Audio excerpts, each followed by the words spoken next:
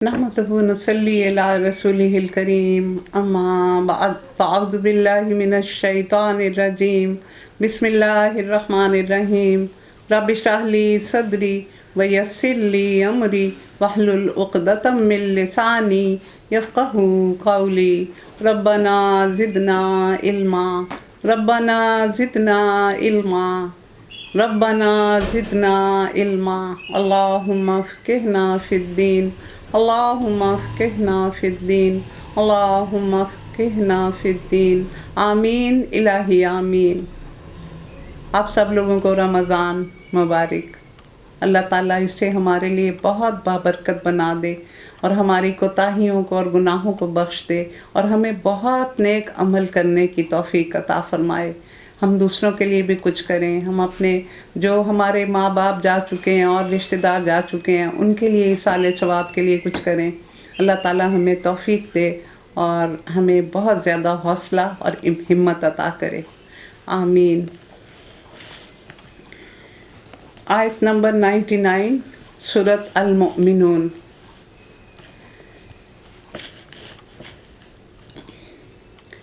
हत्ता इज़ा जाअ अहदहुमुल मौतु क़ाल रब्बि इरजिऊनी लअल्ली अअमलु सालिहन फ़ीमा तरक्तु कल्ला इन्नहा कलिमतुन हुवा क़ाइलुहा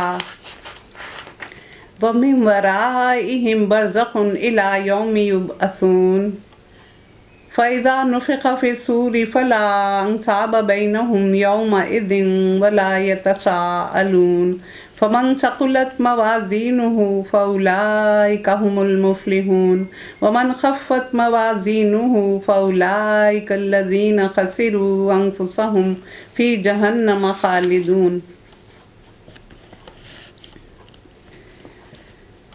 यहाँ तक कि जब उनमें से किसी को मौत आ जाएगी तो कहना शुरू करेगा, ऐ मेरे रब मुझे उसी दुनिया में वापस भेज दे जिसे मैं छोड़ आया। उम्मीद है कि मैं नेक अमल करूँगा, हरगिज़ नहीं। ये तो बस एक बात है जो वो कह रहा है। अल्लाह ताला ने कुरान पाक में फरमाया कि मैं अगर इनको एक मौका और भी दूँगा तो ये फिर भी वही अमल करके आएंगे जो ये करते रहे हैं। अब इन सब मरने वालों के पीछे एक बरज़ख हायल है, एक पर्दा है। इसको बरज़ख का वक्त क्यों कहा जाता है? कब्र के वक्त को बरज़ख का वक्त कहा जाता है इसलिए कि ना इंसान दुनिया में होता है और ना अपनी आखिरी आरामगाह यानी जन्नत या दोज़ख में होता है, तो वो बीच में होता है जहाँ उसकी यानी उसको महसूस नहीं किया जा सकता, इसलिए इसको बरज़ख कहा गया है। दूसरी ज़िंदगी के दिन तक फिर जूं ही के सूर फूंक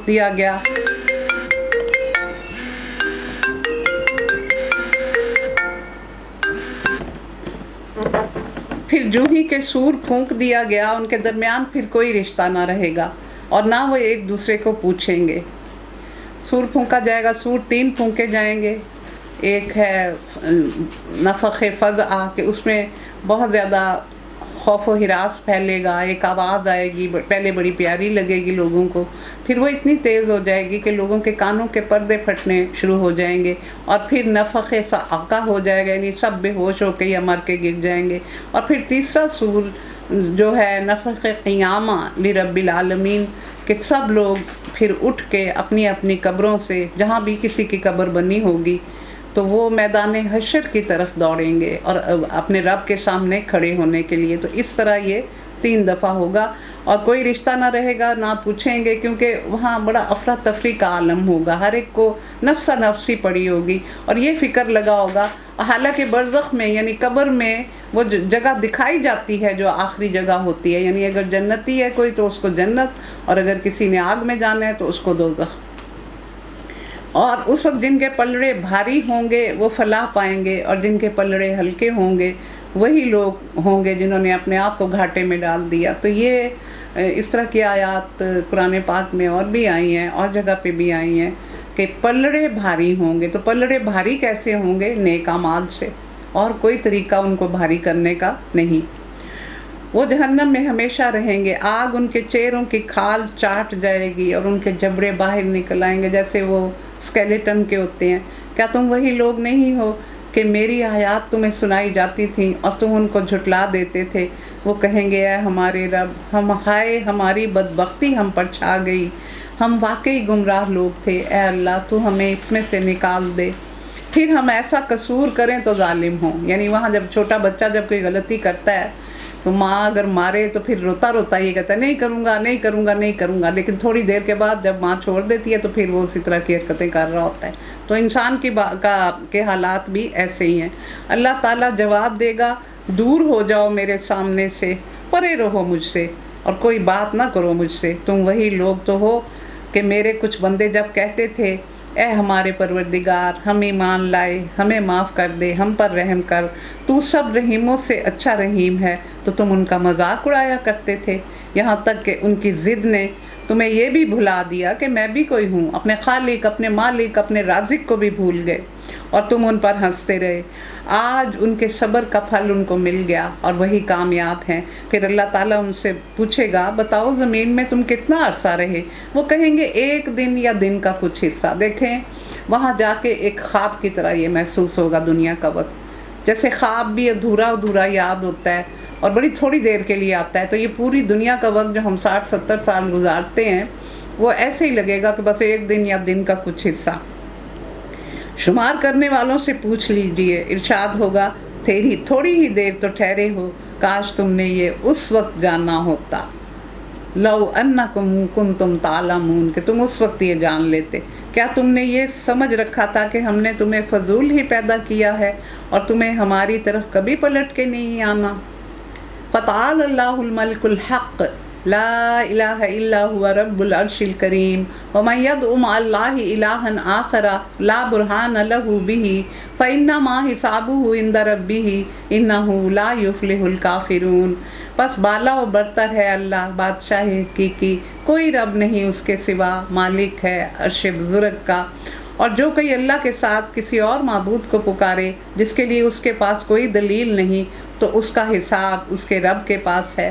ایسے لوگ کبھی فلاح نہیں پا سکتے.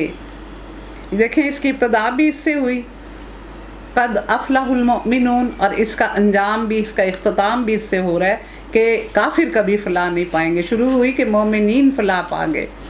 وَقُلْ رَبِّ اغْفِرْ وَارْحَمْ وَأَنْتَ خَيْرُ الرَّاحِمِينَ، یہ جو ہے ہمارے پہلے عشرے کی دعا. اے رسول کہو میرے رب درگزر فرما اور رحم کر، تو سب رحیموں سے بڑھ کر رحم فرمانے والا ہے. اور سورۃ 108 کے بارے میں یہ کہا جاتا ہے کہ اس کو اگر اذان کے ساتھ ملا کر آسیب زدہ یا بگڑے ہوئے بچے پر پڑھا جائے تو اللہ تعالیٰ آفاقہ دیتا ہے. اگلی سورت نور ہے. یہ بہت ہی خاص سورت ہے اور رمضان کے پہلے ہی دن ہمارے لیے اللہ نے یہ نعمت رکھی.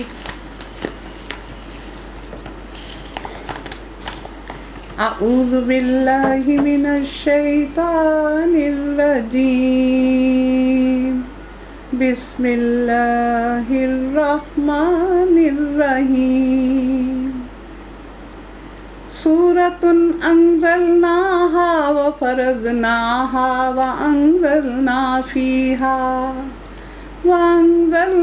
فیہا آیات بینات لعلکم تذکرون. الزانیۃ والزانی فاجلدوا کل واحد منہما مئۃ جلدہ وَلَا تَأْخُذْكُمْ بِهِمَا رَأْفَةٌ فِي دِينِ اللَّهِ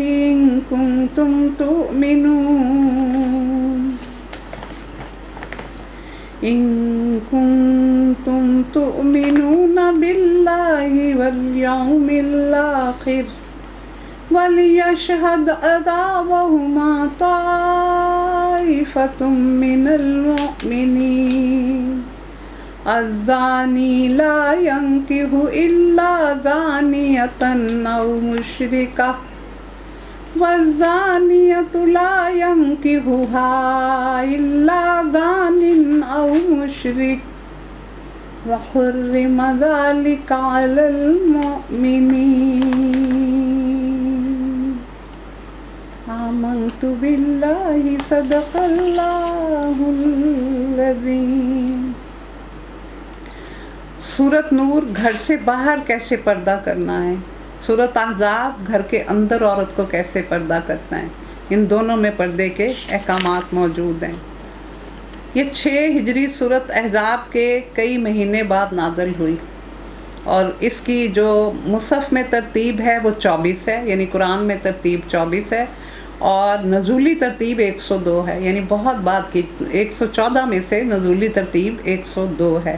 مدنی صورت ہے، اور اس کی 5ویں رکوع کی پہلی آیت اللہ نور السماوات والارض، یہ اس کی وجہ تسمیہ ہے کہ اس میں نور کا لفظ اس میں اور دفعہ بھی آیا ہے۔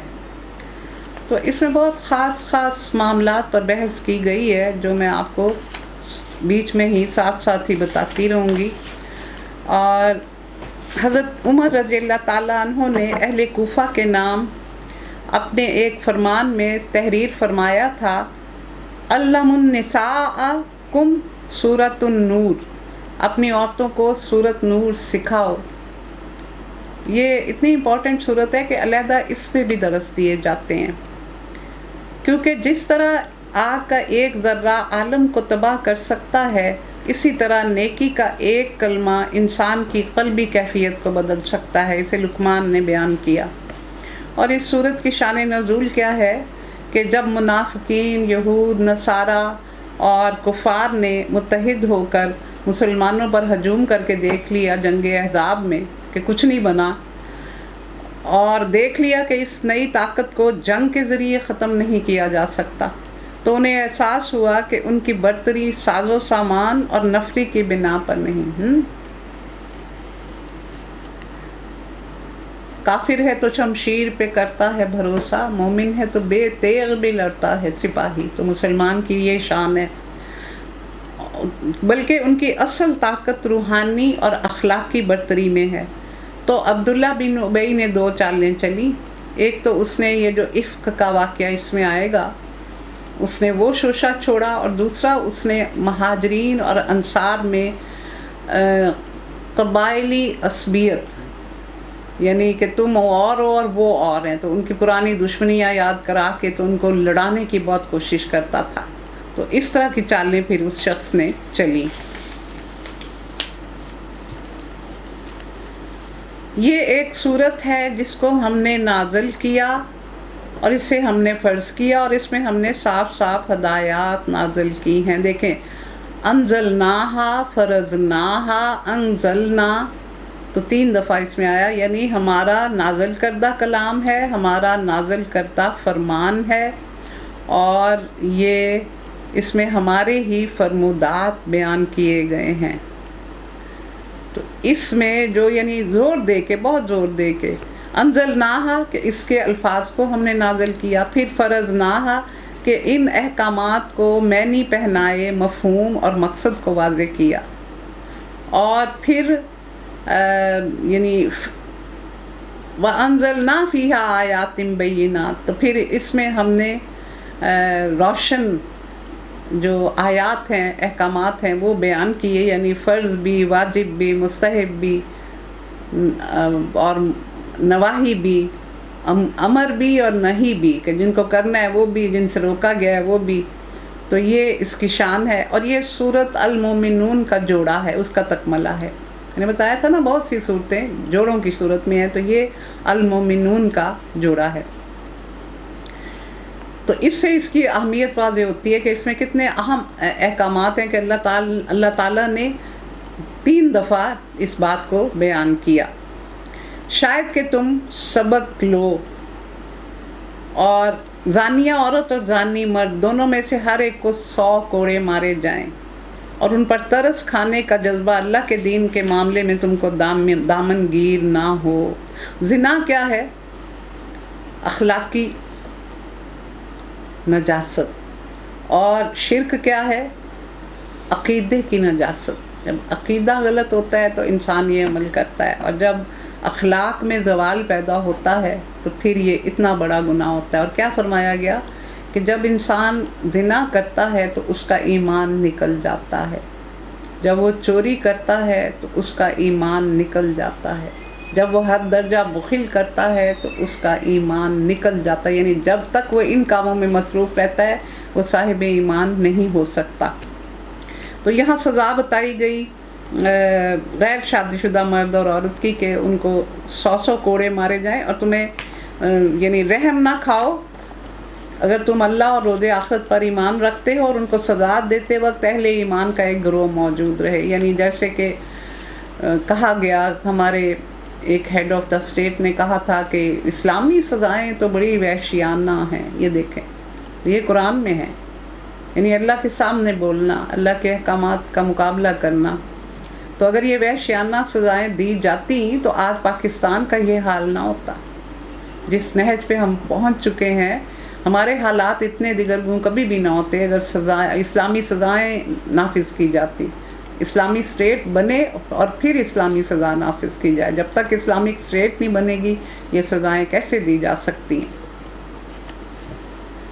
اور مرد کو کھڑا کر کے مارے جاتے ہیں اور عورت کو گڑھا کھود کے اس میں اندر کھڑا کر کے پھر مارے جاتے ہیں تاکہ اس کا ستر نہ کھلے. زانی نکاح نہ کرے مگر زانیہ کے ساتھ، اور مشرک نکاح نہ کرے مگر مشرکہ کے ساتھ. اور یہ حرام کر دیا گیا اہل ایمان پر. یعنی ایک مومن مسلم بندہ، اس کے لیے جائز نہیں کہ وہ کسی مشرک کے ساتھ نکاح کرے. اور اسی طرح اگر پتہ چل جائے، لیکن ہماری سوسائٹی میں اس کو بڑا لائٹ لیا جاتا ہے. لڑکیوں کے ماں باپ بڑا لائٹ لیتے ہیں. پتہ چل جائے گا کہ قریبی رشتہ دار کا جو بیٹا ہے جس کے ساتھ وہ کرنا چاہ رہے ہیں وہ اس کماش کا ہے، لیکن کہتے نہیں کوئی بات نہیں، مردوں کی عادت ہوتی ہے، ٹھیک ہو جائیں گے شادی کے بعد. تو یہاں تو کہا حرام ہے. تو ماں باپ کو کتنا سمجھنے کی ضرورت ہے رشتہ کرتے ہوئے. بھائی کا بیٹا ہے، بہن کا بیٹا ہے، بس اس سے اچھا تو دنیا میں ہو کوئی نہیں سکتا. تو یہاں کیا کہا گیا ہے؟ حرام ہے تم پر زانی مرد کے ساتھ اپنی شریف بیٹی کا نکاح کرنا. اور جو لوگ پاک دامن عورتوں پر تہمت لگائیں پھر 4 گواہ نہ لے کے آئیں، ان کو 80 کوڑے مارو اور ان کی شہادت کبھی قبول نہ کرو، اور وہ خود ہی فاسق ہیں سوائے ان لوگوں کے جو اس حرکت کے بعد تائب ہو جائیں اور اپنی اصلاح کر لیں. اللہ ضرور ان کے لیے غفور الرحیم ہے. اب یہ ہے کہ یہ حد قذف جاری کی گئی ہے، پاک دامن عورت پر تہمت لگانا. تو یہ اگر اس کے لیے وہ 3 گواہ لے آئے اور چوتھا نہ لائے تو تینوں کو یہ سزا ملے گی. 3 کہہ رہے ہیں اور چوتھا گواہ نہیں ہے، اور اگر 2 ہیں یا 1 ہے تو ان کو یہ سزا ملے گی جب تک کہ 4 لوگوں کو اکٹھا نہ وہ کر سکے. اور دیکھیں یہ اتنی سخت جو شرط ہے وہ کیوں رکھی گئی؟ یہ ناممکن ہے کہ کوئی شخص گناہ کرتے وقت اتنا اپنے آپ کو کھلا رکھے کہ اس کو لوگ دیکھ لیں. یہ بہت مشکل اور ناممکن سی بات ہے. اس کو اس لیے ایسا رکھا گیا کہ جس کا دل چاہتا وہ عورت کی حرمت کو پامال کرتا. تو اس میں اس چیز سے روکا گیا ہے کہ اٹھ کے لوگ ایسے عورتوں پر الزام نہ لگائیں. اور جو لوگ اپنی بیویوں پر الزام لگائیں اور ان کے پاس خود ان کے سوا کوئی دوسرے گواہ نہ ہوں، تو ان میں سے ایک شخص کی شہادت یہ ہے کہ وہ 4 دفعہ اللہ کی قسم کھا کر گواہی دے کہ وہ سچا ہے، اور 5ویں بار کہے کہ اس پر اللہ کی لعنت اگر وہ جھوٹا ہے. اور عورت سے سزا اس طرح ٹل سکتی ہے کہ وہ 4 مرتبہ اللہ کی شہادت دے کر یہ کہے کہ یہ شخص اپنے الزام میں جھوٹا ہے، اور 5ویں مرتبہ کہے کہ اس پر اللہ کا غضب ٹوٹے اگر وہ اپنے الزام میں سچا ہو. تم لوگوں پر اللہ کا فضل اور اس کا رحم نہ ہوتا اور یہ بات نہ ہوتی کہ اللہ بڑا التفات فرمانے والا اور حکیم ہے تو بیویوں پر الزام کا معاملہ تمہیں بڑی پیچیدگی میں ڈال دیتا. یہ ہوا کیا تھا کہ ہلال بن امیہ، حضرت ابن عباس کی روایت ہے کہ انہوں نے اپنی بیوی کو دیکھ لیا کسی مرد کے ساتھ. تو اب وہ گئے رسول اللہ صلی اللہ علیہ وسلم کے پاس. تو انہوں نے کہا کہ 4 گواہیاں لاؤ.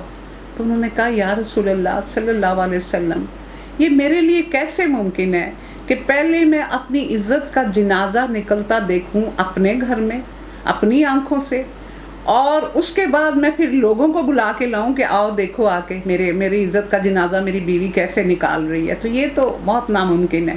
اگر میں اس عورت کے ساتھ رہتا ہوں تو میں اپنی آنکھوں سے دیکھ چکا ہوں، تو میں اس کے ساتھ رہ نہیں سکوں گا. اور اگر میں اس کو مار دیتا ہوں، قتل کر دیتا ہوں، تو قصاص میں خود مارا جاؤں گا. تو میں کیا کروں؟ مجھے بتائیں. اس وقت لیان کا حکم نہیں آیا تھا. اس وقت لیان کا حکم نہیں آیا تھا. لیان اس کا نام ہے. اس کا حکم پھر بعد میں آیا تھا، اور اس میں پھر یہ طریقہ بتایا گیا. یہ دیکھیں پھر وہ جب وہ آئے تھے تو اس وقت یہ حکم نہیں آیا تھا، لیکن پھر اللہ تعالیٰ نے وہی نازل کی اور یہ پھر سارا بتایا کہ یعنی 4 دفعہ وہ کہے کہ اگر میں سچا ہوں، اور 5ویں بار کہے کہ اگر میں جھوٹا ہوں تو میرے پہ لعنت ہو، اور اسی طرح عورت کہے کہ اگر سچا ہے تو پھر مجھ پر لعنت ہو کہ میں جھوٹ بول رہی ہوں۔ تو اس واقعے کے بارے میں یہ کہا جاتا ہے کہ وہ بالکل سچے تھے۔ تو جب اس عورت کے ہاں بچہ پیدا ہوا تو رسول اللہ صلی اللہ علیہ وآلہ وسلم نے اپنے ایک صحابی کو بھیجا کہ جاؤ اور جا کے بچے کی شکل دیکھ کے آؤ۔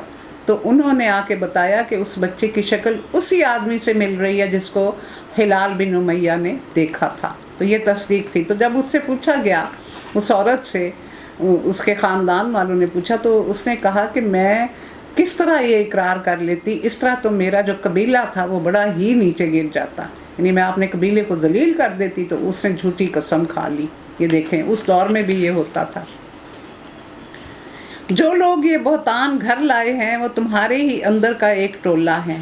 اس واقعے کو اپنے حق میں شر نہ سمجھو بلکہ اس میں خیر ہے۔ جس نے اس میں جتنا گناہ سمیٹا اور جس شخص نے اس کی ذمہ داری کا بڑا حصہ اپنے سر پر لیا، اس کے لیے عذاب عظیم ہے۔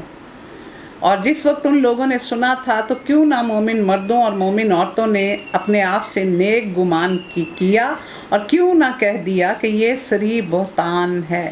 یہ دیکھیں یہ کیا واقعہ ہے، جو میں نے افک کا آپ کو بتایا تھا، یہ اس کے بارے میں ہے۔ اور یہ کیا ہوا تھا، رسول اللہ صلی اللہ علیہ وسلم کا قاعدہ تھا کہ جب آپ سفر پر جانے لگتے تو قرہ ڈال کر فیصلہ فرماتے کہ آپ کی بیویوں میں سے کون آپ کے ساتھ جائے گی۔ غزوہ بنی المصطلق کے موقع پر قرہ میرے نام نکلایا اور میں آپ کے ساتھ گئی۔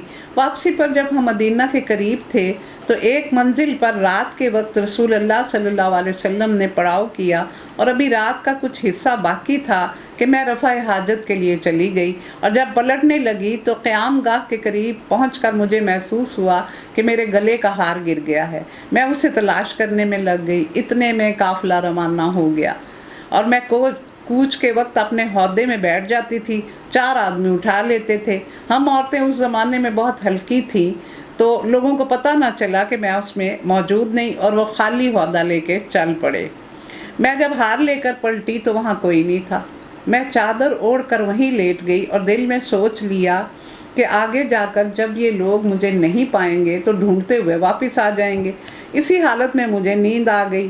صبح کے وقت صفوان بن معطل سلمی اس جگہ سے گزرے جہاں میں سو رہی تھی۔ وہ مجھے دیکھتے ہی پہچان گئے، کیونکہ پردے کا حکم آنے سے پہلے وہ مجھے بارہا دیکھ چکے تھے۔ یہ صاحب بدری صحابیوں میں سے تھے۔ ان کو صبح دیر تک سونے کی عادت تھی، اس لیے یہ بھی لشکرگاہ میں پڑے سوتے رہ گئے، اور جب اٹھ کر مدینے جا رہے تھے تو مجھے دیکھ کر انہوں نے اونٹ روک لیا، اور بے ساختہ ان کی زبان سے نکلا اِنَّ لِلَّهِ وَإِنَّا إِلَيْهِ رَاجِعُونَ۔ رسول اللہ صلی اللہ علیہ وسلم کی زوجہ مبارکہ یہیں رہ گئی۔ اس آواز سے میری آنکھ کھل گئی اور میں نے اپنے منہ پر فوراً چادر ڈال لی۔ انہوں نے مجھ سے کوئی بات نہ کی، لا کر اپنا اونٹ میرے پاس بٹھا دیا اور الگ ہٹ کر کھڑے ہو گئے۔ میں اونٹ پر سوار ہو گئی اور وہ نکیل پکڑ کر روانہ ہو گئے۔ دوپہر کے وقت ہم نے لشکر کو جا لیا، اور وہ ابھی ایک جگہ پر ٹھہرا ہی تھا، اور لشکر والوں کو ابھی پتہ بھی نہ چلا تھا کہ میں چھوٹ گئی تھی۔ اس پر بہتان اٹھانے والوں نے بہتان اٹھا دیے، اور ان میں سب سے پیش عبداللہ بن ابی تھا، اور مگر میں اس سے بے خبر تھی کہ مجھ پر یہ باتیں ہو رہی ہیں۔ مدینے پہنچ کر میں بیمار ہو گئی اور 1 مہینے تک پلنگ پر پڑی رہی۔ شہر میں بہتان کی خبریں اڑ رہی تھیں۔ رسول اللہ صلی اللہ علیہ وسلم کے کانوں تک بھی بات پہنچ چکی تھی، مگر مجھے کچھ پتہ نہ تھا۔ البتہ جو چیز مجھے کھٹک رہی تھی وہ یہ تھی کہ رسول اللہ صلی اللہ علیہ وسلم کی جو توجہ میری طرف ہونی چاہیے تھی اور جو بیماری میں ہوا کرتی تھی وہ نہیں تھی۔ آپ گھر میں آتے تو بس گھر والوں سے یہ پوچھ کر رہ جاتے کہ کیسی ہیں، خود مجھ سے کوئی بات نہ کرتے۔ اس سے مجھے شبہ ہوا کہ بات کوئی ہے ضرور۔ آخر میں آپ سے اجازت لے کر اپنی ماں کے گھر چلی گئی تاکہ وہ میری تیمارداری اچھے طریقے سے کر سکیں۔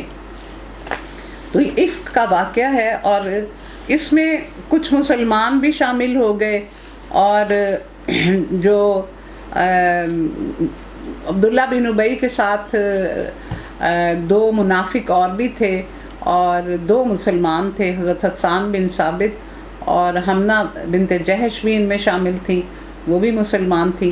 تو یہ پھر اس لیے بڑی زیادہ تکلیف ہوئی کہ مسلمان لوگ کیوں اس میں ساتھ شامل ہوئے، اور انہوں نے اچھا گمان کیوں نہ کیا، اور وہ گواہ کیوں نہیں لائے۔ اللہ کے نزدیک وہی جھوٹے ہیں۔ اگر تم لوگوں پر دنیا اور آخرت میں اللہ کا فضل اور رحم نہ ہوتا تو جن باتوں میں تم پڑ گئے تھے ان کی پاداش میں بڑا عذاب تمہیں آن لیتا، جبکہ تمہاری ایک زبان سے دوسری زبان اس جھوٹ کو لیتی چلی گئی، اور تم اپنے منہ سے وہ کچھ کہہ رہے تھے جن کے متعلق تمہیں کچھ علم بھی نہیں تھا، اور تم اسے ایک معمولی بات سمجھ رہے تھے، وَهُوَ عِندَ اللَّهِ عظیم، اور وہ اللہ کے نزدیک بہت بڑی بات تھی۔ کیوں نہ اسے سنتے ہی تم نے کہہ دیا کہ ہمیں ایسی بات زبان سے نکالنا زیب نہیں دیتا۔ سبحان اللہ، یہ تو ایک بہتان عظیم ہے۔ اللہ تم کو نصیحت کرتا ہے کہ آئندہ کبھی ایسی حرکت نہ کرنا اگر تم مومن ہو، اور اللہ تمہیں صاف صاف ہدایات دیتا ہے، اور وہ علیم اور حکیم ہے۔ جو لوگ چاہتے ہیں کہ ایمان لانے والوں کے گروہ میں فحاشی پھیلے، وہ دنیا اور آخرت میں دردناک سزا کے مستحق ہیں۔ تو فحاشی کیا ہے؟ بد اخلاقی کی ترغیب دینے والے اور اس کے لیے جذبات کو اکسانے والے قصے، اشعار، گانے، تصویریں، موویز، کھیل، تماشے، کلب، ہوٹل اور وہ دوسرے ادارے بھی ان کی زد میں آ جاتے ہیں جن میں مخلوط رقص اور مخلوط تفریحات کا انتظام کیا جاتا ہے۔ قرآن صاف کہہ رہا ہے کہ یہ سب لوگ مجرم ہیں، صرف آخرت ہی نہیں دنیا میں بھی ان کو سزا ملنی چاہیے۔ لہٰذا ایک اسلامی حکومت کا فرض ہے کہ اشاعت فحاشی کے ان تمام ذرائع کا سد باب کرے، یعنی یہ بھی حکومت کی ذمہ داری ہے کہ ان چیزوں کو پھیلنے نہ دے۔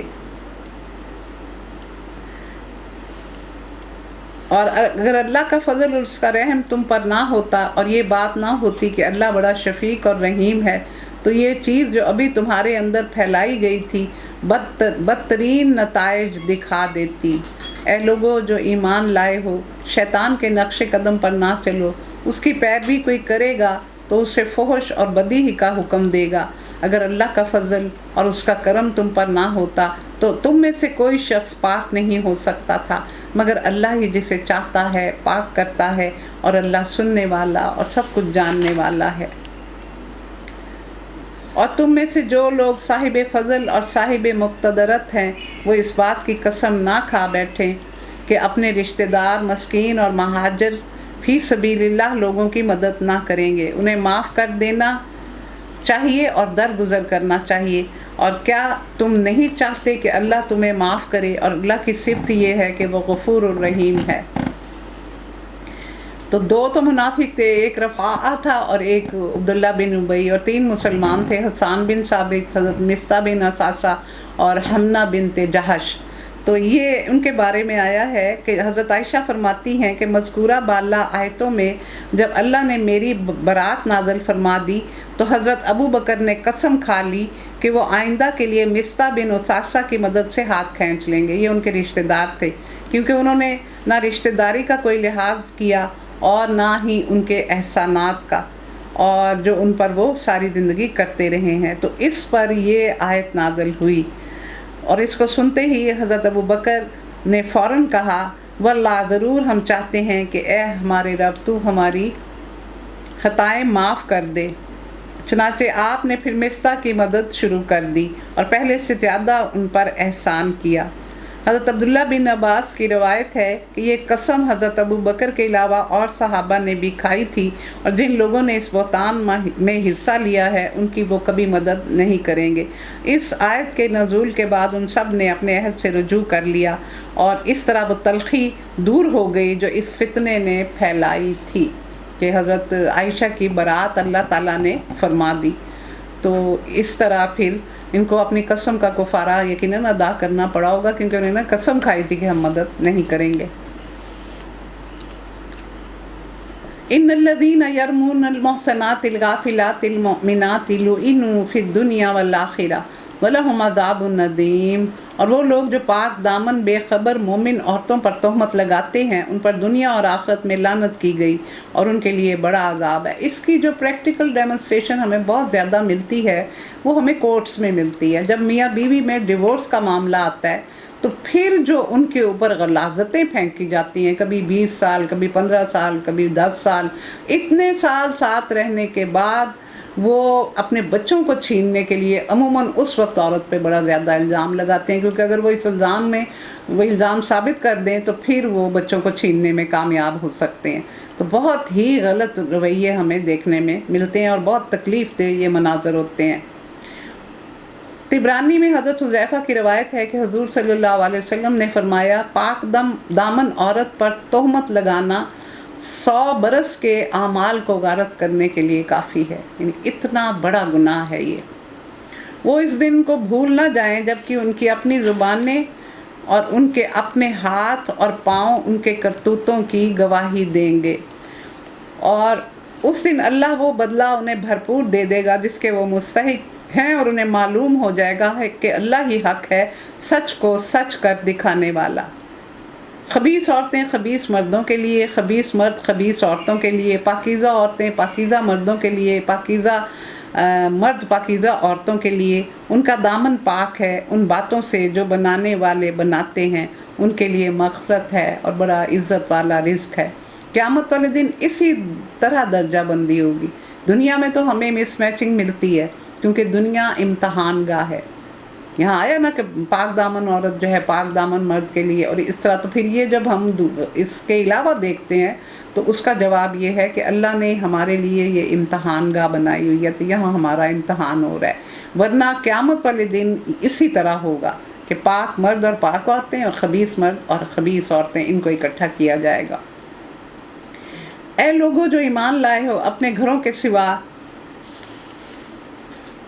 دوسروں کے گھروں میں داخل نہ ہوا کرو جب تک کہ ان سے اجازت نہ لے لو، اور گھر والوں پر سلام نہ بھیج دو، یہ طریقہ تمہارے لیے بہتر ہے۔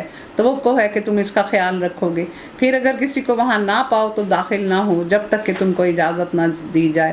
یہ ہے نپ دا ایول ان دا بڈ۔ یہ اب ان چیزوں کو ختم کیا جا رہا ہے جن کی وجہ سے حالات یہ ہوتے ہیں کہ ایڈلٹری کی نوبت آئے، کہ شروع سے ہی ان چیزوں کو، ان خرابیوں کو دور کر دیا جائے جن کی وجہ سے زنا تک کی نوبت ہوتی ہے۔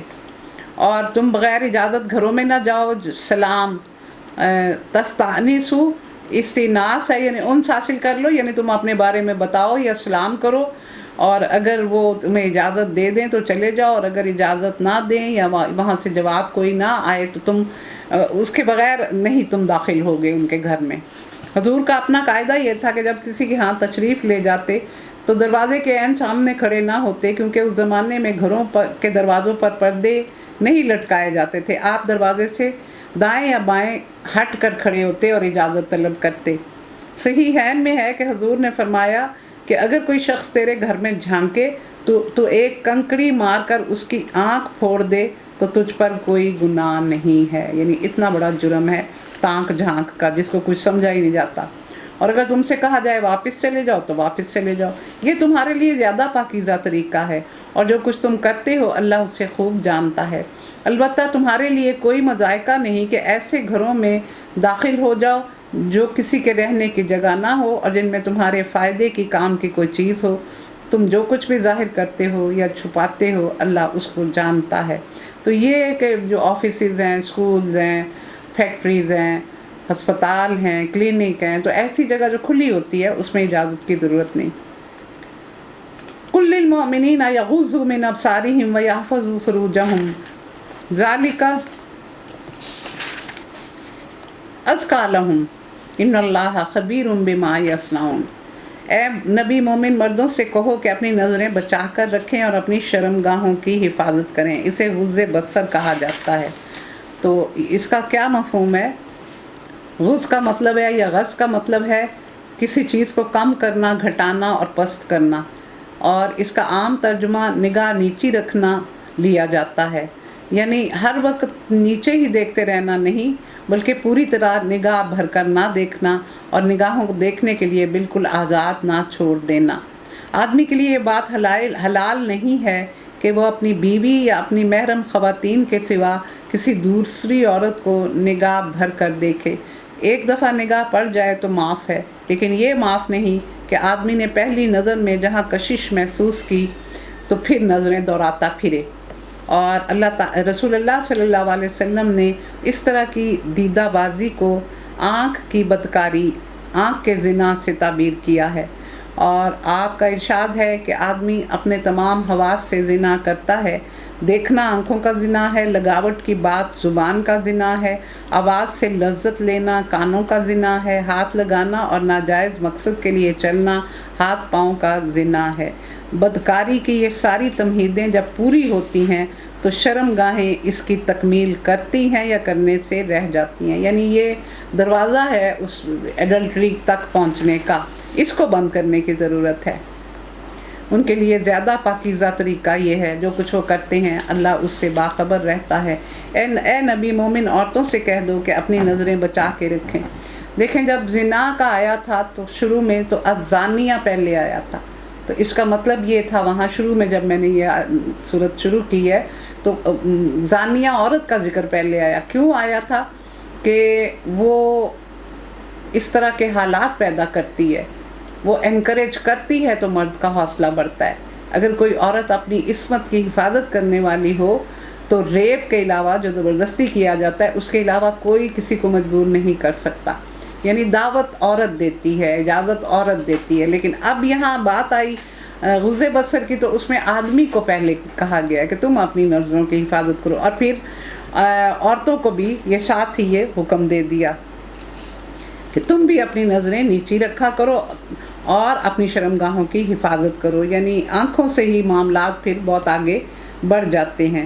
نبی کریم صلی اللہ علیہ وسلم کے پاس حضرت ام سلمہ اور حضرت میمونہ بیٹھی ہوئی تھیں، اتنے میں حضرت ابن مکتوم نابینا صحابی آ گئے، تو آپ نے فرمایا کہ پردہ کر لو، تو بیویوں نے عرض کیا یا رسول اللہ صلی اللہ علیہ وسلم، کیا یہ اندھے نہیں ہیں؟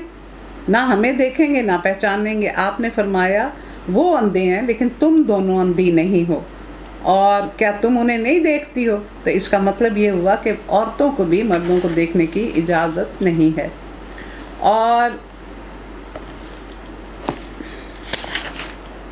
اپنا بناؤ سنگھار لوگوں کو نہ دکھائیں بجز اس کے جو خود ظاہر ہو جائے، اور اپنے سینوں پر اوڑھنیاں ڈالے رکھیں، اوڑھنیوں کے آنچل ڈال دیں۔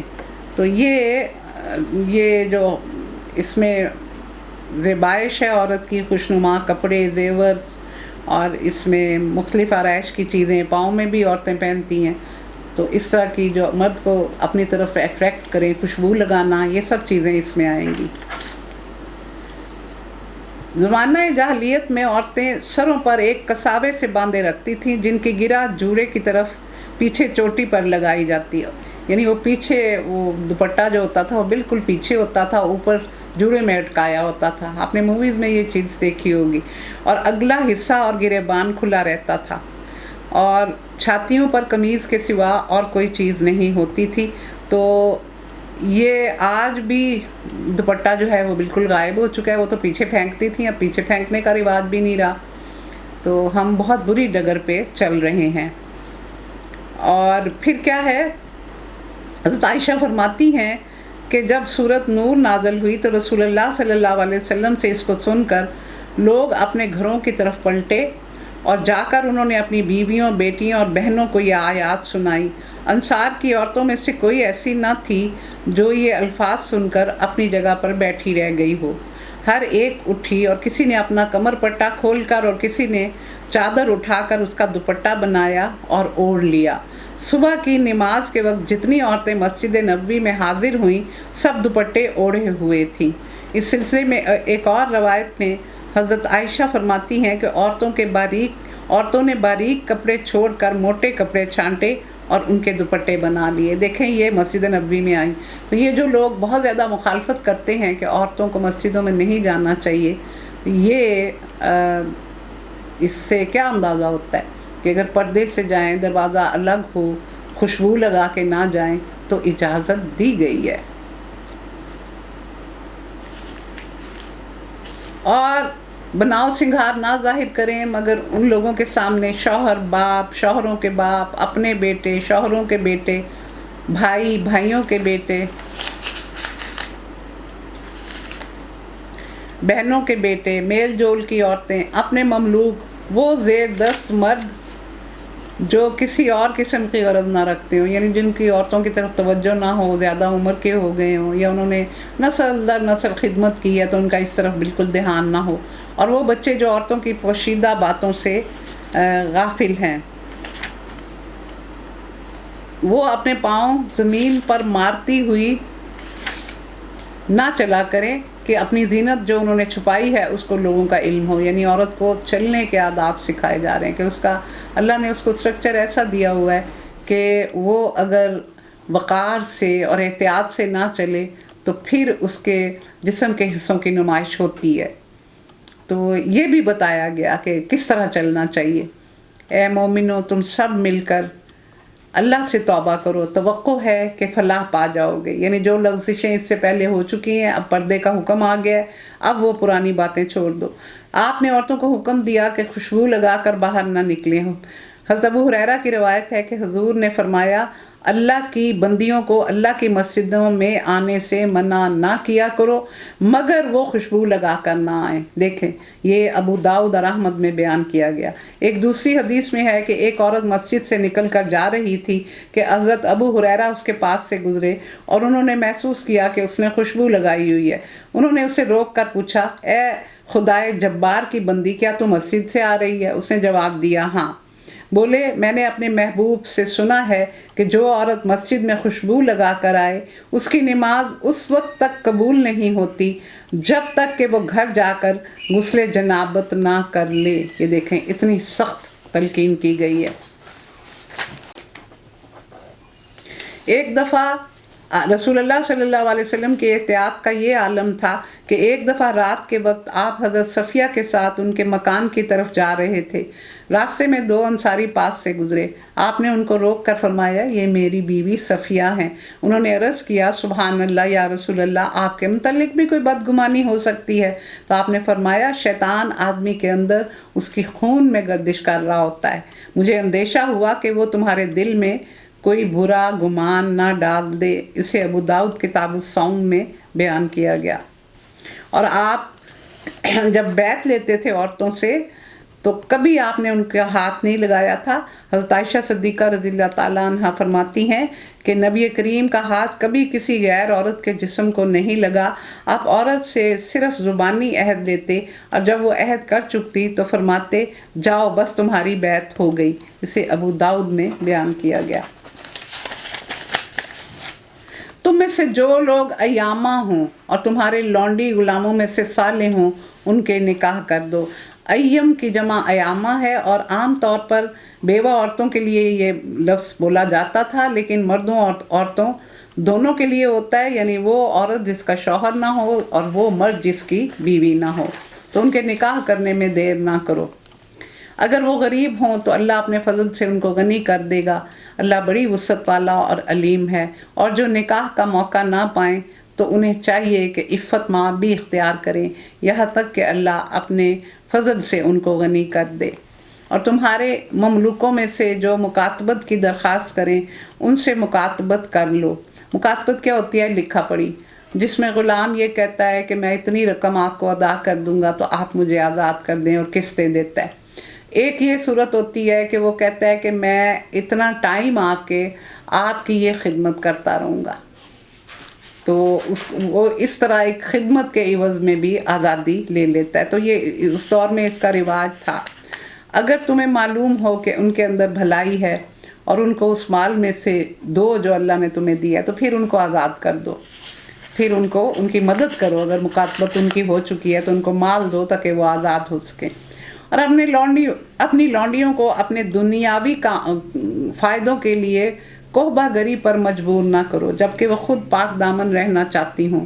اور جو کوئی ان کو مجبور کرے تو اس جبر کے بعد اللہ ان کے لیے غفور الرحیم ہے۔ تو اس میں دو طرح سے انہوں نے یہ طریقے رکھے ہوئے تھے، ایک خانگی طریقہ تھا اور ایک کوہبہ گری تھی۔ تو پہلا طریقہ کیا تھا کہ یہ عورتیں آزاد ہوتی تھیں لیکن ان کا آزاد شدہ لونڈیاں ہوتی تھیں، تو یہ وہ کام کرتی تھی جن کو آزاد کر دیا گیا ہوتا تھا۔ ان کی پشت پناہی کرنے والا کوئی قبیلہ نہیں ہوتا تھا، کسی گھر میں بیٹھ جاتی اور کئی مردوں سے بیک وقت ان کا معاہدہ ہوتا کہ وہ ان کو خرچ دیں گے اور اپنی حاجت پوری کریں گے۔ جب بچہ پیدا ہوتا تو عورت ان مردوں میں سے جس کے متعلق کہتی کہ یہ تمہارا بچہ ہے تو اسے بچے کو تسلیم کرنا پڑتا تھا۔ گویا معاشرے میں ایک مسلم ادارہ تھا جسے ایک قسم کے نکاح کا درجہ دیا گیا تھا، لیکن بعد میں ان سب کو ختم کر دیا گیا۔ دوسری صورت کوہبہ گری کی تھی اور وہ لونڈیوں کی تھی کہ ایک یہ کہ لوگ اپنی جوان لونڈیوں کو ایک بھاری رقم ان پر عائد کر دیتے اور انہیں کہتے کہ اتنا کما کر لا کر دو، اور وہ بیچاریاں بدکاریاں کر کر کے یہ مطالبہ پورا کرتی، اور اس کے سوا نہ کسی دوسرے ذریعے سے وہ کما سکتی تھیں، نہ مالک ہی یہ سمجھتے تھے کہ وہ کسی پاکیزہ طریقے سے کمائی کر سکتی ہیں۔ اور دوسرا طریقہ یہ تھا کہ لوگ اپنی جوان اور خوبصورت لونڈیوں کو ایک کوٹھے پر بٹھا دیتے اور ان کے دروازوں پر جھنڈے لگا دیتے، اور یہ ایک اعلان ہوتا تھا کہ یہاں ہر شخص جو بھی چاہے وہ ضرورت پوری کر سکتا ہے۔ یہ عورتیں قلیقیات کہلاتی اور ان کے گھر مواخیر کے نام سے مشہور ہوتے، اور مکہ کے معزز رئیسوں نے اس طرح کے کوبہ خانے کھول رکھے تھے۔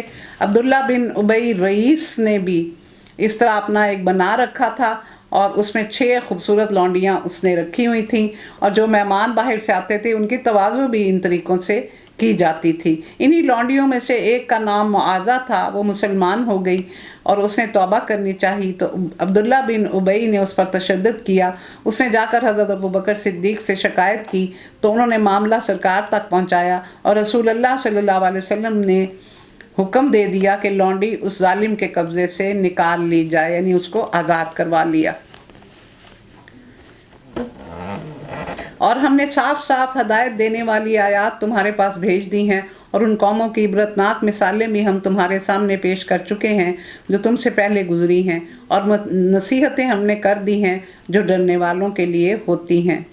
اللہ نور السماوات والارض مثل نورہ کمشکاۃ فیہا مصباح المصباح فی زجاجہ الزجاجۃ کأنہا کوکب دری یوقد من شجرۃ مبارکۃ زیتونۃ لا شرقیۃ ولا غربیۃ یکاد زیتها یضیء ولو لم تمسسہ نار نور علی نور یہدی اللہ لنورہ من یشاء وَيَضْرِبُ اللَّهُ الْأَمْثَالَ لِلنَّاسِ وَاللَّهُ بِكُلِّ شَيْءٍ عَلِيمٌ۔ یہ ایسی آیت ہے کہ اگر اس کے لیے کوئی 10-12 گھنٹے بھی ہوں تو یہ کافی نہیں ہوں گے، اور ہمیں اس میں سے نکلنا ہے، لیکن میں کوشش کروں گی کہ آپ کو اس کی کافی سمجھ آ جائے۔ اللہ آسمانوں اور زمین کا نور ہے، کائنات میں اس کے نور کی مثال ایسی ہے جیسے ایک تاک میں چراغ رکھا ہو، چراغ ایک فانوس میں ہو، فانوس کا حال یہ ہو کہ جیسے موتی کی طرح چمکتا ہوا تارا، اور وہ چراغ زیتون کے ایک مبارک درخت کے تیل سے روشن کیا جاتا ہو جو نہ شرقی ہو نہ غربی ہو، جس کا تیل آپ ہی آپ بھڑکا پڑتا ہو چاہے آگ اس کو نہ لگے، روشنی پر روشنی، بڑھنے کے تمام اسباب جمع ہو گئے۔ اللہ اپنے نور کی طرف جس کی چاہتا ہے رہنمائی فرماتا ہے، وہ لوگوں کو مثالوں سے بات سمجھاتا ہے، اور وہ ہر چیز سے خوب واقف ہے۔ اب یہاں پہلے تو یہ بات سمجھیں کہ نور جو ہے وہ 3 طرح کا ہوتا ہے۔ ایک نور یہ ہے جو چاند، ستارے اور سورج اور یہ جو ہماری الیکٹریسٹی کا نور ہے، موم بتی کا، ہر طرح کی روشنی جو باہر کی ہے۔ ایک ہوتا ہے کہ آنکھوں میں نور ہو تو وہ باہر کی روشنی میں دیکھ سکتی ہے، اگر آنکھوں میں ہی نور نہ ہو تو وہ دیکھ نہیں سکتی۔ اور ایک ہوتا ہے بصیرت، ایمان کا نور جو انسان کے قلب میں ہوتا ہے۔ اب اس کو کیسے بیان کیا گیا کہ کہا گیا کہ نور کی مثال ایسے ہے جیسے ایک طاق میں چراغ رکھا ہو. تو اگر ہم اس کو اللہ تعالیٰ کے ساتھ یعنی سمجھیں کہ یہ ہمارے رب کے لیے ہے، تو پھر دنیا جو ہے وہ طاق ہے اور چراغ اللہ کی ہدایت ہے، اور چراغ میں ایک فانوس ہے. تو فانوس وہ نور ایمان ہے جو اللہ انسان کو دیتا ہے. فانوس کا حال یہ ہے کہ جیسے موتی کی طرح چمکتا ہوا تارا، تو یہ کیا ہے کہ اس کا ماحول جو پاکیزہ اس کو اللہ تعالیٰ عطا کرتا ہے. پاکیزہ ماحول کے بغیر ترقی نہیں ہو سکتی نور کی. اور وہ چراغ زیتون کے مبارک تیل سے روشن کیا جاتا ہے جو نہ شرقی ہے نہ غربی بلکہ خود بھڑکتا رہتا ہے. اور روشنی پر روشنی کے تمام اسباب جمع ہو گئے. اب اس کو اس طریقے سے لیں کہ مومن کا سینہ طاق ہے اور اس میں ایک چراغ ہے اور وہ اس کا ایمان ہے. فانوس جو ہے وہ اس کی یعنی جو اس کے نور کی حفاظت کرتا ہے، جو ماحول اس کی حفاظت کر رہا ہے. اور روغن زیتون فطری نور ہدایت کی مثال ہے جو مومن کی فطرت میں ودیت کیا گیا ہے، جس کا خاصہ قبول حق ہے.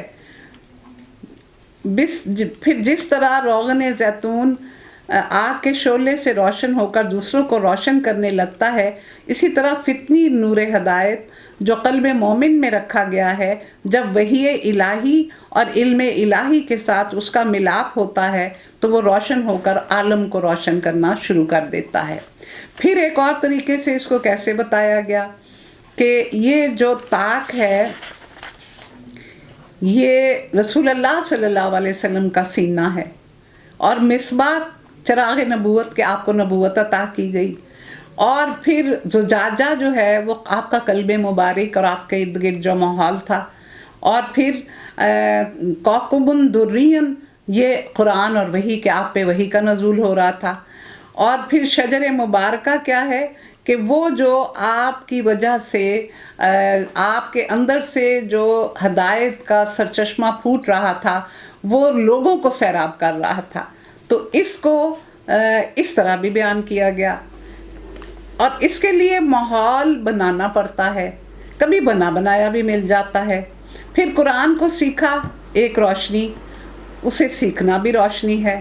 سیکھنے کے بعد پھیلانے کے لیے زجاجہ یعنی ماحول کی ضرورت، اور جو اس کی حفاظت کرے. جب ایمان پر محنت کی گئی تو اس چراغ سے کئی چراغ جل گئے، کہ وہ بھڑکا پڑتا ہے اور نہ شرقی ہے نہ غربی، ہر ایک کے لیے عام ہے.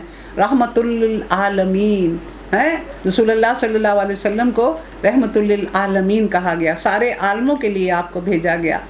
ہم نے تو دل جلا کے سرے راہ رکھ دیا، اب جس کے دل میں آئے وہی پائے روشنی. اس کی روشنی سے سب فائدہ اٹھاتے ہیں، اور اسے دیا سلائی دکھائی جائے تو بھڑکتا ہے. یعنی جب اس پہ کوشش کی جائے تو آپ دیکھیں کہ جیسے حضرت ابراہیم کے لیے آتا ہے نا کہ وہ ایک قوم تھے، ایک قوم کے مانند تھے. تو رسول اللہ صلی اللہ علیہ وسلم اکیلی آواز لے کے اٹھے تھے نا، اتر کر ہرا سے سوئے قوم آیا اور ایک نسخہ کیمیا ساتھ لایا. تو وہ اترے نا، اور انہوں نے اتر کے پھر اس کو دیکھیں آپ 56 کنٹریز ہیں اسلامی، اور جتنے نان مسلمز ہیں زیادہ تر میں مسلمانوں کی بہت زیادہ تعداد موجود ہے، یعنی وہ بھی ان کے پیور نہیں ہیں. تو اس طرح یہ پھر اس نے روشنی پھیلائی. تیل شرقی اور غربی نہیں، یعنی اس کا کوئی گروہ نہیں، صرف اور صرف اللہ کی ذات سے اس کا تعلق ہے. لیکن ہم نے گروہ بندیاں کر لی، اللہ نے نہیں کوئی گروہ بنایا تھا.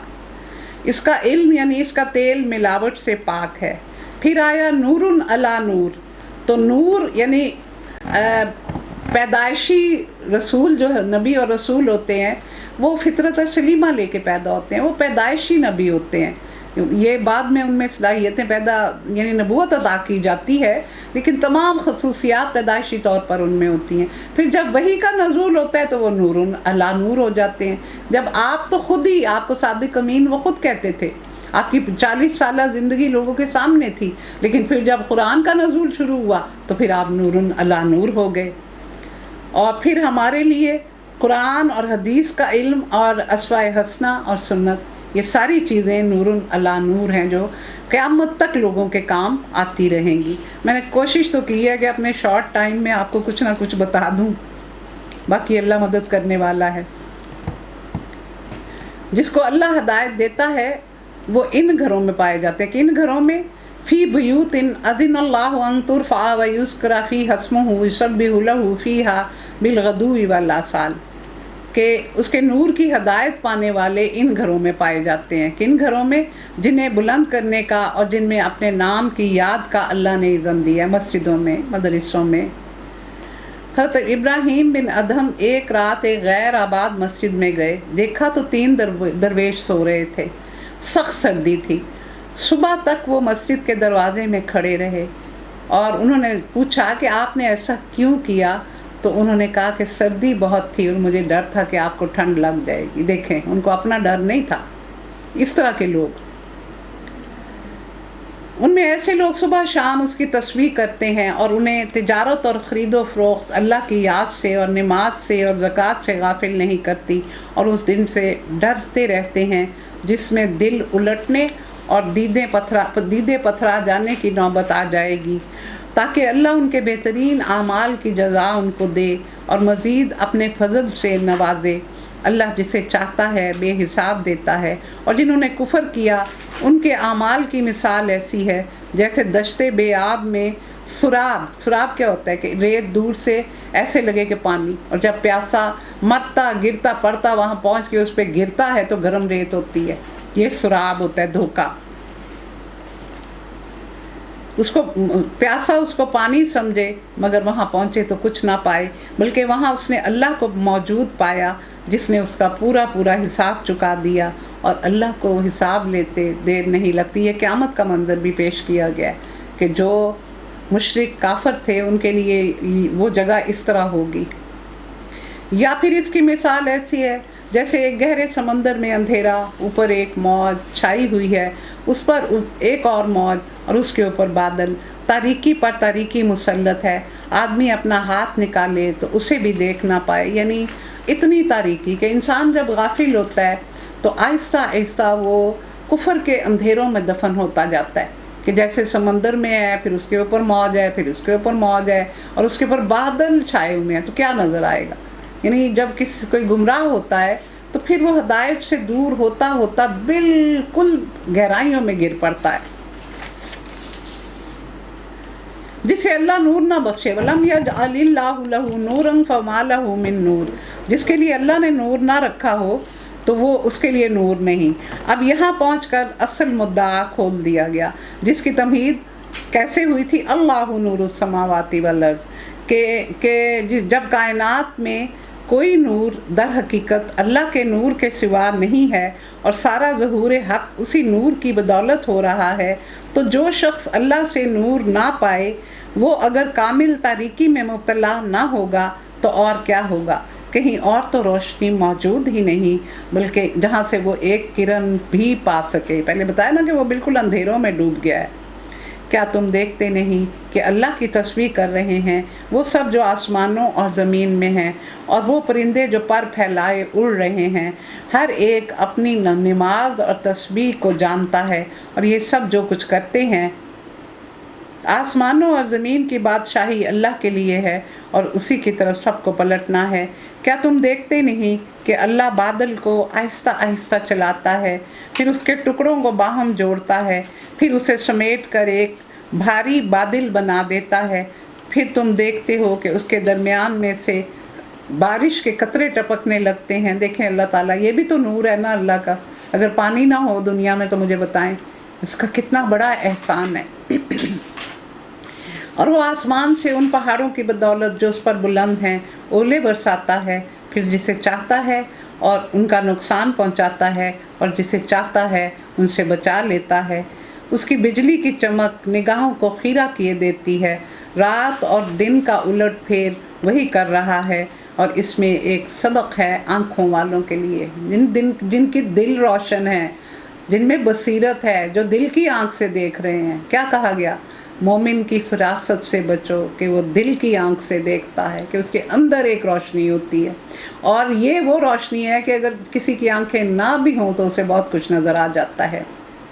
और अल्लाह ने हर जानदार एक तरह के पानी से पैदा किया, कोई पेट के बल चल रहा है, कोई 2 टांगों पर, कोई 4 टांगों पर। वो जो कुछ चाहता है पैदा करता है, वो हर चीज़ पर कुदरत रखता है। देखिए 2 टांगों वाले भी हैं, 4 टांगों वाले भी हैं, और बहुत ज़्यादा टांगों वाले जो पेट के बल चल रहे हैं।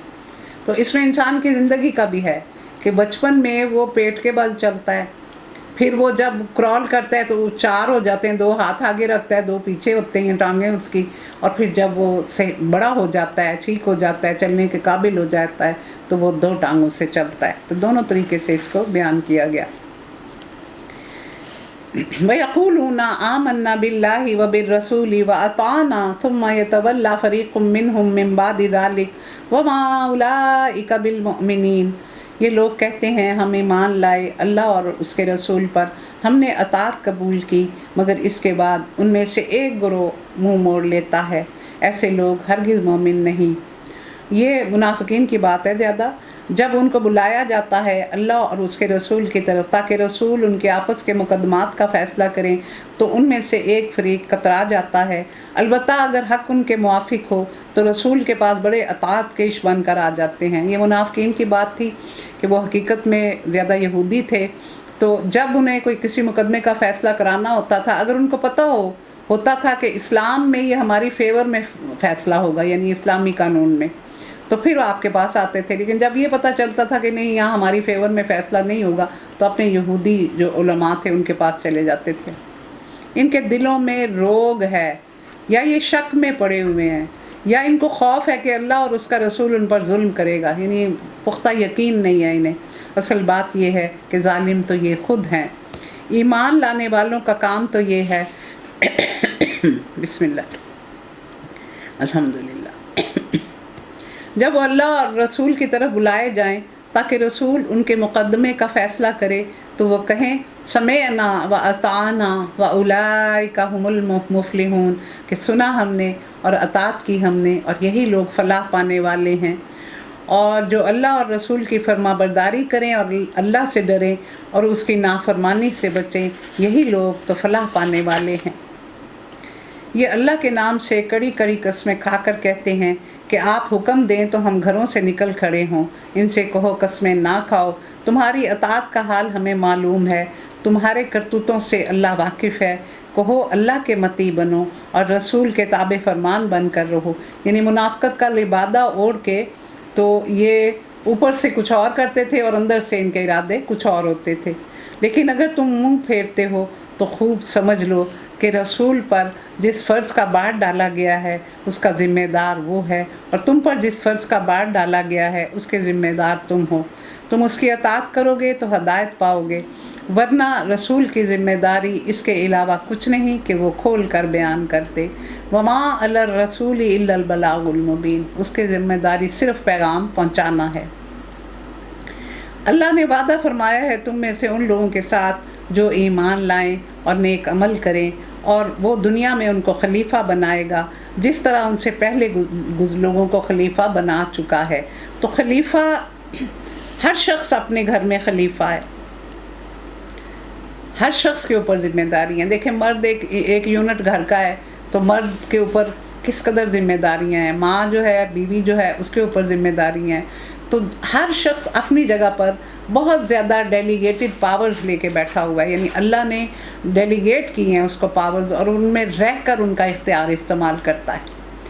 उनमें रहते हुए उसे अपने यानी अपने इख्तियारात का इस्तेमाल करना है। अगर वो उससे तजावुज़ करता है तो उसने खिलाफत का हक़ अदा नहीं किया। इससे खलीफा का मतलब वो नहीं जो खुलफ़ाए राशिदीन थे। हर शख्स अपनी जगह पर खलीफा है, उसके ऊपर ज़िम्मेदारियां हैं, और क़यामत वाले दिन उससे पूछा जाएगा कि उसने अपनी रियाया के लिए क्या किया। इस लिहाज से अगर बच्चे नमाज नहीं पढ़ते तो माँ और बाप दोनों पर इसकी ज़िम्मेदारी आयद होती है। अगर माँ बाप उनके सामने अच्छा नमूना पेश नहीं करते और वह गलत रवि पर चल निकलते हैं तो माँ बाप को इसका जवाब देना होगा।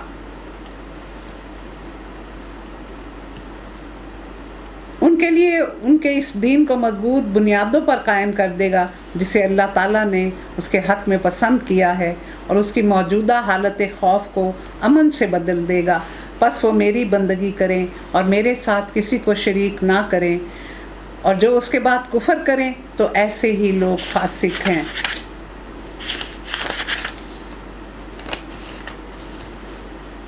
وَأَقِیمُوا الصَّلَاةَ وَآتُوا الزَّکَاةَ وَأَطِیعُوا الرَّسُولَ لَعَلَّکُمْ تُرْحَمُونَ لا تحسبن الذین کفروا معجزین فی الارض ومأواہم النار ولبئس المصیر۔ نماز قائم کرو، زکوٰۃ ادا کرو، رسول کی اطاعت کرو، امید ہے تم پر رحم کیا جائے گا۔ جو لوگ کفر کر رہے ہیں ان کے متعلق اس غلط فہمی میں نہ رہو کہ وہ زمین میں اللہ کو عاجز کر سکتے ہیں، ان کا ٹھکانہ دوزخ ہے اور وہ بڑا ہی برا ٹھکانہ ہے۔ یعنی جو اتنی ہدایات ملنے کے بعد ہمارے دیکھیں کتنا یہ قرآن جو ہے یہ پورا ہدایت نامہ ہے، یہ انسان پر لکھی گئی کتاب ہے، یہ کوڈ آف لا ہے، کوڈ آف لائف ہے، کوڈ آف ایتھکس ہے۔ اس میں کیا چیز ہے جو ہماری ہدایت کے لیے ہمیں نہیں ملتی؟ تو اس نے پورا انتظام ہمارے لیے کر دیا ہے۔ اے لوگوں جو ایمان لائے ہو، لازم ہے کہ تمہارے مملوک اور تمہارے وہ بچے جو ابھی عقل کی حد کو نہیں پہنچے 3 اوقات میں اجازت لے کر تمہارے پاس آیا کریں، صبح کی نماز سے پہلے، دوپہر کو جب تم کپڑے اتار کر رکھ دیتے ہو، ظہر کے بعد اور عشاء کی نماز کے بعد۔ یہ 3 وقت تمہارے لیے پردے کے ہیں، ان کے بعد وہ بلا اجازت آئیں تو کوئی گناہ نہیں، نہ ان پر اور تمہیں ایک دوسرے کے پاس بار بار آنا ہی ہوتا ہے۔ اس طرح اللہ اپنے احکامات کو کھول کھول کر بیان کرتا ہے۔ اس میں اورات لفظ آیا ہے، تو یہ 3 وقت تمہارے لیے اورات ہیں۔ عورت کا لفظ مؤنث کے لیے بولا جاتا ہے، مگر عربی میں اس کے معنی خلل اور خطرے کی جگہ ہے، اور اس چیز کے لیے بولا جاتا ہے جس کا کھل جانا آدمی کے لیے باعث شرم ہو، جس کا ظاہر ہونا اس کو ناگوار ہو۔ نیز اس معنی میں یہ بھی ہے کہ کوئی چیز غیر محفوظ ہو۔ یہ سب معنی باہم قریبی مناسبت رکھتے ہیں اور کسی نہ کسی طرح اس میں شامل ہیں۔ مطلب یہ ہے کہ ان اوقات میں تم لوگ تنہا اپنی بیویوں کے ساتھ ایسی حالتوں میں ہوتے ہو کہ جن میں گھر کے بچوں اور خادموں کا تمہارے پاس اچانک آنا مناسب نہیں ہوتا، لہذا ان کو یہ ہدایت کر دو کہ ان 3 وقتوں میں اجازت لے کے آیا کریں۔ اور وہ علیم اور حکیم ہے، اور جب تمہارے بچے عقل کی حد کو پہنچ جائیں تو چاہیے کہ اسی طرح اجازت لیا کریں جس طرح ان کے بڑے اجازت لیتے ہیں۔ اس طرح اللہ اپنی آیات تمہارے سامنے کھولتا ہے اور وہ علیم اور حکیم ہے۔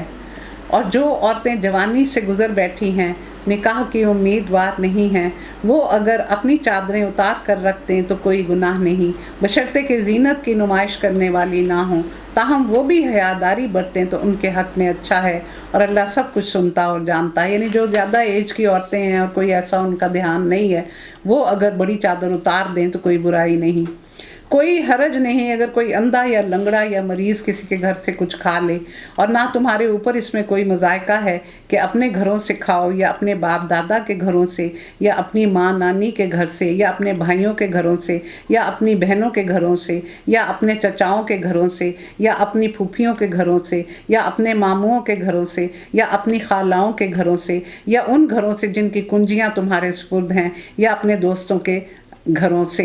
یہ جب حکم آیا تھا نا کہ ایک دوسرے کے مال ناحق نہ کھاؤ، تو پھر لوگوں نے ایک دوسرے کے گھروں سے کھانا چھوڑ دیا تھا، تو پھر یہ آیات کھول کھول کر اب بتا دی گئی کہ نہیں، ایسی بات نہیں، تم کھا سکتے ہو، ناجائز طریقے سے نہ کھاؤ۔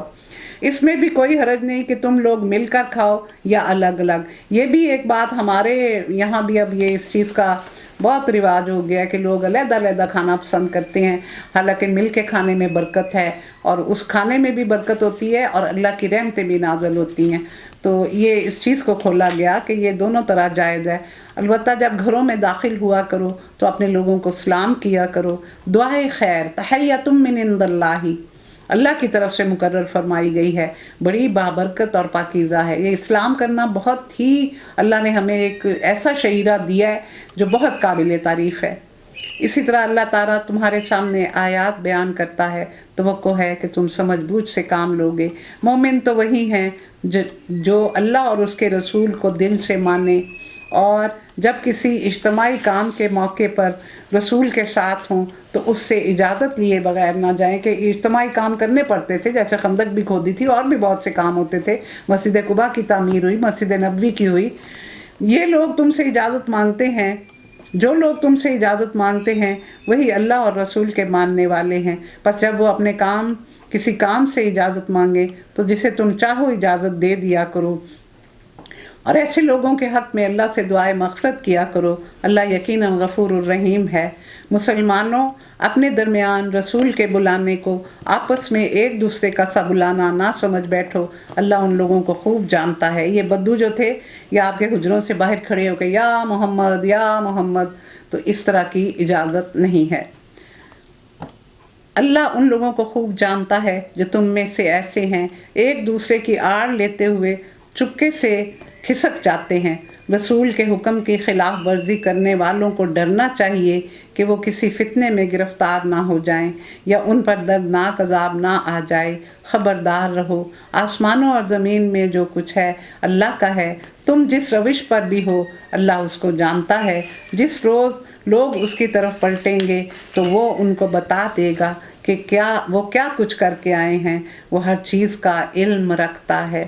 دیکھیں یہاں پھر یہ جب کوئی اجتماعی کام ہوتا تھا تو بغیر بتائے نکل جاتے تھے، بتانے کی زحمت ہی گوارا نہیں کرتے تھے، تو اس چیز سے روکا گیا ہے کہ اجازت لے کے جاؤ، اور دوسرا یہ کہ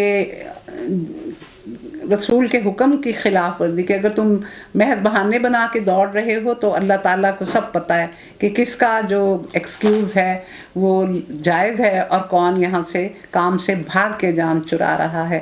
تو اللہ تعالیٰ تمہارے دلوں کے راز بھی جانتا ہے، اس سے کوئی چیز چھپی ہوئی نہیں ہے۔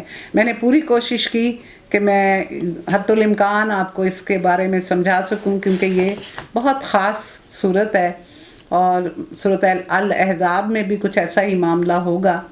تو اللہ تعالی ہمیں سمجھنے کی اور سمجھانے کی توفیق عطا فرمائے۔ سبحانک اللہم و بحمدک، نشہد ان لا الہ الا انت، نستغفرک و نتوب الیک۔ آمین الہی آمین۔ ربنا تقبل منا انک انت السمیع العلیم وتب علینا انک انت التواب الرحیم۔ آمین الہی آمین۔